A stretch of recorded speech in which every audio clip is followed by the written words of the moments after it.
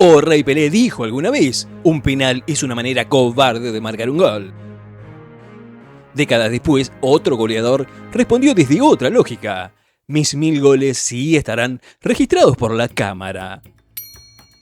Esto no es una discusión entre dos jugadores, es más bien un choque entre dos formas de entender el fútbol. Una que habla desde el juego y otra que habla de los números. En una época donde las cifras crecen, los récords se inflan y las estadísticas mandan, la pregunta no es cuántos goles se hacen, sino cómo se hacen. Y hoy hablaremos sobre los penales, Pelé, ética del juego, Cristiano Ronaldo, la obsesión por el registro y las estadísticas. No hay insulto, no hay hate, solo hay contraste. Pero primero, ¿qué es el penal y cómo nace? La historia y la evolución de los penales en el fútbol, origen, adaptación, momentos históricos y su impacto estadístico. En los albores del fútbol, las reglas eran rudimentarias y carecían de mecanismos efectivos para sancionar las infracciones dentro del área. Las faltas se castigaban únicamente con tiros libres, permitiendo a los defensores formar barreras impenetrables y en consecuencia facilitando conductas antideportivas cerca del arco sin consecuencias significativas. Esta laguna reglamentaria se hizo evidente en 1891, durante un partido en Inglaterra entre el Stoke City y el Notts County. En los minutos finales, el defensor del Notts County detuvo con la mano un disparo que se dirigía al gol. El árbitro otorgó un tiro libre y los 11 jugadores del Notts County formaron una barrera sobre la línea del gol, frustrando el intento del Stoke City y asegurando la victoria. Este incidente generó una protesta formal en la Asociación de Fútbol, destacando la necesidad de una sanción más justa para conductas antideportivas en las zonas críticas. La presión ejercida por el Stoke City y otros clubes llevó a la introducción del tiro libre sin barrera el 15 de septiembre de 1891. Una sanción que permitía a los jugadores ejecutar un disparo directo desde la línea ubicada a 12 yardas, aproximadamente 11 metros del arco, sin oposición de una barrera defensiva. La idea del penal se atribuye al irlandés William Macron, portero del Milford FC y miembro de la Federación Irlandesa de Fútbol. Macron propuso la regla en 1890, motivado por la necesidad de sancionar las faltas intencionadas cerca de la portería, y según algunas versiones, por el deseo de dar mayor protagonismo al guardameta en situaciones decisivas. La propuesta fue inicialmente rechazada por la Asociación de Fútbol, que consideraba el fútbol un deporte de caballeros, donde no tenían cabidas las faltas deliberadas. Sin embargo, la perseverancia de Macron y el aumento de acciones antideportivas propiciaron la aprobación de este disparo directo desde las 12 yardas y su inclusión como la norma número 13 de la regla del juego, el 2 de junio de 1891. El primer penal oficial se ejecutó apenas 4 días después de la promulgación de la regla, el 6 de junio de 1891, en Escocia, durante la final de la Copa de Caridad local.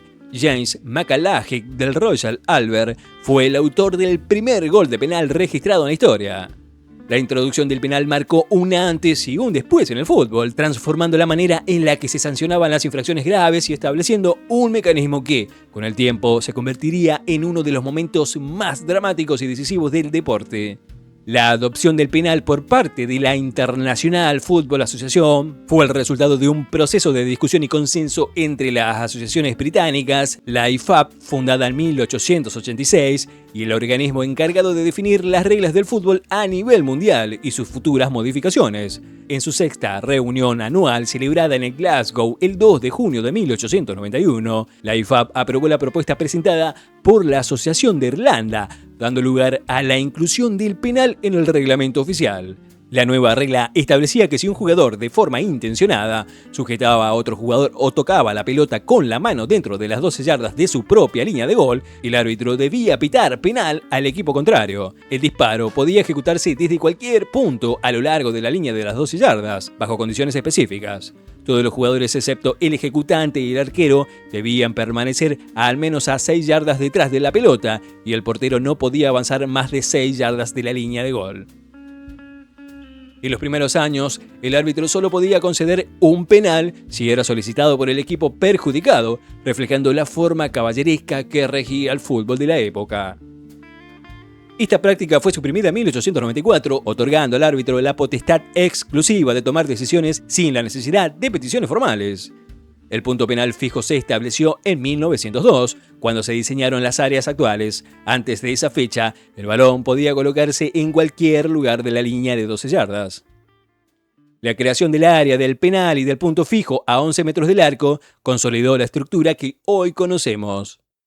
La FIFA, fundada en 1904, se incorporó a la IFAB en 1913, lo que le permitió la internacionalización de las reglas y su aplicancia en las competiciones globales.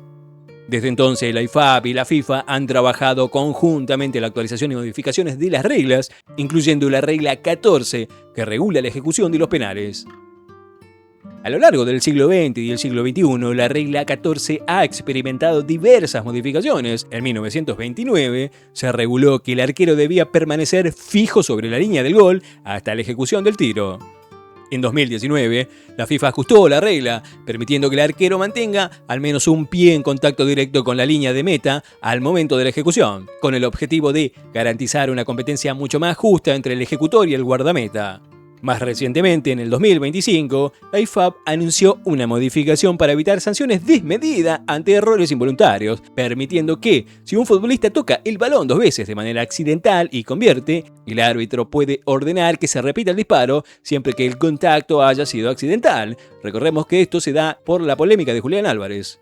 La evolución reglamentaria ha sido constante, adaptándose a las necesidades del juego y a los avances tecnológicos, como la introducción del VAR, que ha transformado de manera en que se sanciona y se revisan los penales en el fútbol moderno.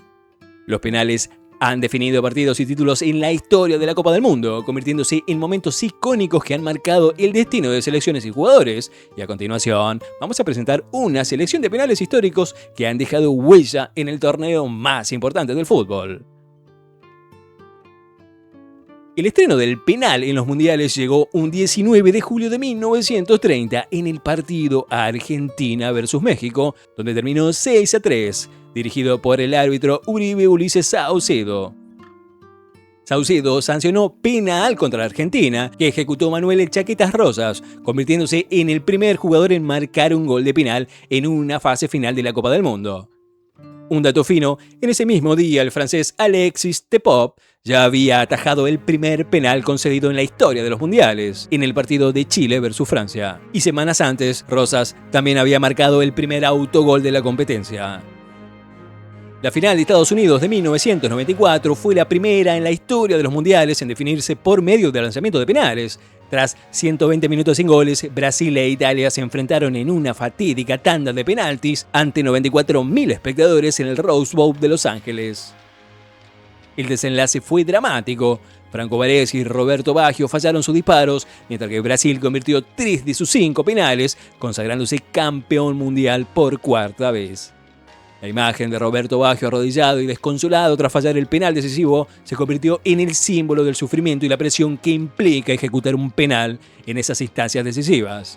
La final de 94 marcó un hito, demostrando que los penales pueden definir el destino de una generación y el de un país entero. La selección argentina tiene una larga tradición en definición de penales, con 7 tandas disputadas, más que cualquier otra selección. 2 momentos emblemáticos destacan en su historia. Italia de 1990. En cuartos de finales, Argentina venció a Yugoslavia por 3-2 en penales, con Sergio Goycochea como héroe al atajar 2 disparos. En semifinales, la albiceleste superó a Italia por 4-3 en penales, nuevamente con Goycochea como figura y Maradona convirtiendo su penal tras haber fallado en la tanda anterior. En Qatar 2022, Argentina rompió el récord de más penales a favor de la historia del torneo, recibiendo 5 penas máximas, sin contar las tandas. En cuartos de final, albiceleste venció a Países Bajos en una tanda de penales marcada por la actuación de Emiliano "El Dibu" Martínez, quien atajó 2 disparos y bailó sobre la línea, consolidando su leyenda. En la final contra Francia, Argentina volvió a ganar en una tanda de penales, con Messi y Montiel como protagonistas. La tanda incluyó momentos de máxima tensión y consagró a la Argentina como tricampeona del mundo. El Mundial de Qatar de 2022 fue el escenario de numerosas polémicas arbitrales relacionadas con los penales y muchas de ellas revisadas y sancionadas gracias a la intervención del VAR. Argentina recibió 5 penales a favor, superando el récord histórico. Pero ¿qué pasa entre la relación de los penales y Pelé. Edson Arantes, de un nacimiento conocido mundialmente como Pelé, es considerado uno de los mejores futbolistas de la historia. Su capacidad goleadora fue extraordinaria y los penales formaron parte de su repertorio. Según los datos recopilados por Transfermarkt, Pelé convirtió un total de 7 penales en partidos oficiales a lo largo de toda su carrera profesional, incluyendo clubes y selección. Estos penales se distribuyen en diversas competiciones, como la Copa Libertadores, eliminatorias sudamericanas, copas intercontinentales y partidos amistosos. Pelé falló solo un penal registrado oficialmente, lo que refleja una alta efectividad en la ejecución de la pena máxima. Es importante destacar que en la época de Pelé la frecuencia de penales era muchísimo menor que en la del fútbol moderno y las estadísticas oficiales eran menos exhaustivas. Sin embargo, los registros disponibles permiten afirmar que los penales no representaron un porcentaje significativo de sus 1.200 goles, consolidando su legado como un goleador completo y versátil. La frecuencia de los penales en el fútbol ha evolucionado significativamente a lo largo de la historia, influida por cambios reglamentarios, estilo de juego y más recientemente por la implementación de tecnologías como el VAR. En las primeras décadas del siglo XX, los penales eran relativamente escasos debido a la interpretación laxa de las reglas y la ausencia de mecanismos de revisión. Con la consolidación del área del penalti y el punto fijo en 1902, la frecuencia comenzó a aumentar, aunque de manera muy gradual. A partir de la segunda mitad del siglo XX, la profesionalización del fútbol y el aumento de la competitividad llevaron a una mayor rigurosidad en la sanción de las infracciones dentro del área. Sin embargo, la frecuencia de penales se mantuvo estable con ligeros aumentos en competiciones específicas.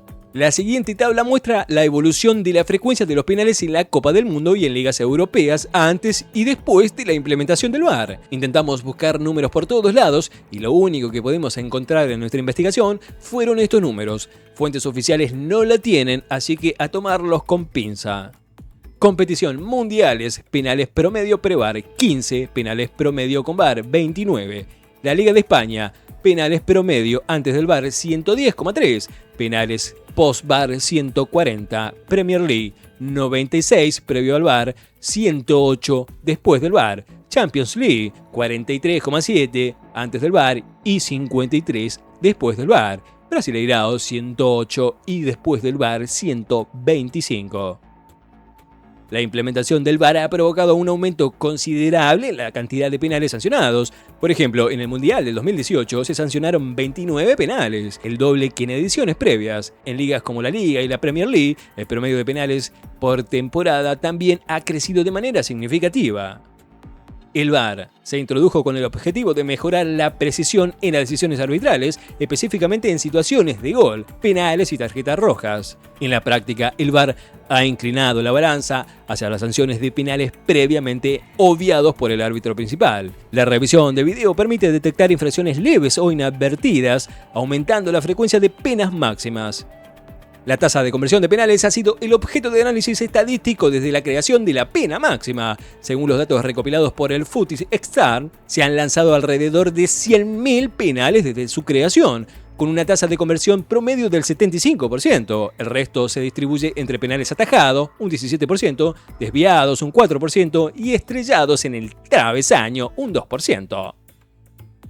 Los mejores lanzadores suelen estar entre los 32 y 33 años, lo que sugiere que la experiencia y la madurez mental son factores clave a la hora de ejecutar un penal. Por el contrario, los jugadores más jóvenes presentan mayores tasas de fallo.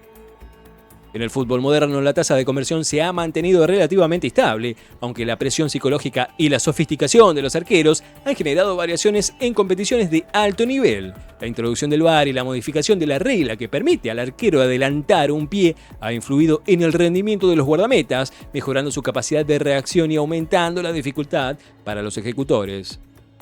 En el fútbol contemporáneo, los penales han adquirido un peso significativo en las estadísticas goleadoras de los jugadores, especialmente en el contexto de premios individuales y comparaciones históricas. Ejemplo de jugadores actuales y porcentaje de goles desde el punto de penal, y vamos a tomar a Cristiano Ronaldo y Lionel Messi. El peso de los penales en las estadísticas goleadoras ha generado debate sobre la legitimidad de contar estos goles en el total para premios individuales como el Balón de Oro o el Pichichi. Algunos argumentan que los penales requieren una habilidad y una presión psicológica únicas, mientras que otros consideran que no refleja la capacidad de generar jugadas y marcar goles en movimiento. Incluso el 9 podría no participar en ninguna jugada, siendo él quien ejecuta el penal y aumentan sus números. El debate sobre si los goles de penal deberían contar en el total de goles de un jugador para premios individuales y recurrente es apasionado. Por un lado, los defensores de incluir los penales argumentan que la ejecución de la pena máxima requiere una habilidad técnica y una fortaleza mental excepcionales, y ya sabemos quiénes son los que argumentan esto. La presión de ejecutar un penal en instancias decisivas, como la de una final de la Copa del Mundo, puede ser tan desafiante como marcar un gol de jugada. Por otro lado, los críticos sostienen que los penales no reflejan la capacidad de generar jugadas, superar defensores y marcar goles en movimientos, elementos que definen la grandeza de un goleador. Consideran que los premios individuales deberían valorar más los goles de jugadas, que requieren de creatividad, velocidad y precisión en contextos menos predecibles. La tendencia actual en premios como Balón de Oro y el Pichichi es contar todos los goles, incluyendo los de penal, en el total de anotaciones. Sin embargo, algunos analistas y aficionados proponen distinguir entre goles de jugada y goles de penal en las estadísticas, para ofrecer una visión más compleja y justa del rendimiento de los jugadores. La inclusión o exclusión de los goles de penal en los premios individuales seguirá siendo motivo de debate.